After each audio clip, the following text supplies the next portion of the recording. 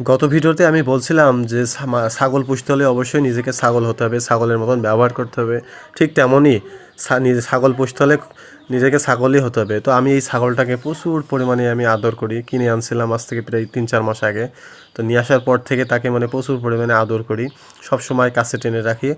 আমি যা খাই, আমি ফল মূল, আপেল, বিস্কিট, মানে সব কিছু, ভাত, আমি যখনই যেটা খাই আমি ওকে সবসময় আমার কাছে দিয়ে রাখি, খাই, ভাগ বসিয়ে খাই। তো আমার রাজহাঁস ছিল 6টা, তার মধ্যে সব বিক্রি করে দিয়েছি, আর 2টা রেখেছি, একটা বিক্রি করব আর একটা নিজেরাই খাবো। তো আমি এর মধ্যে এই ছাগলের কাঁঠালের পাতা বেঁধে দিতে যাচ্ছি, কাঁঠালের পাতাটা মানে নিয়ে আসলাম। প্রতিদিন আমি 6 আটি করে পাতা কিনে নিয়ে আসি। এই যে পাতা বাঁধার আগে দেখুন কি অবস্থা, 1 আটি পাতা বেঁধে দেওয়ার আগে সবাই হামগুম করে খাওয়া শুরু করে অবস্থা মতন। দেখুন পাতা বাঁধতে আমাকে দিচ্ছে না, সেরকম অবস্থা একদম। বাড়ির ভিতরে 3-4টা বড় বড় গাছ আছে, তার মধ্যে ওই আরেকটা পাশে যে লাল গাবলা দেখতে পাচ্ছেন, ওখানে একটা গাছ আছে। ওই গাছে মনে করেন পাতা বেঁধে বেঁধে দেখুন গাছটাই মেরে ফেলেছি।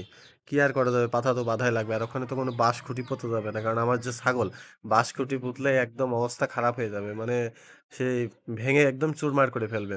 তো আমি প্রতিদিন কাজ থেকে এসে বিকেল টাইমে এসেই আমি 6 আটি করে পাতা নিয়ে এসি, আগে তাদেরকে 1 আটি খেতে দিই। তো পাতা ওরা আবার এসে কেটে কেটে নিচে সব ফেলে দেয়, তো নিচের পাতাগুলো ওরা আবার খায় না। তো আমি আবার গাবলাটা ওখানে অল টাইম দিয়ে রাখি, যাতে পাতাগুলো ওর ভিতরে পড়লেও সে পাতাটা পরে খায়।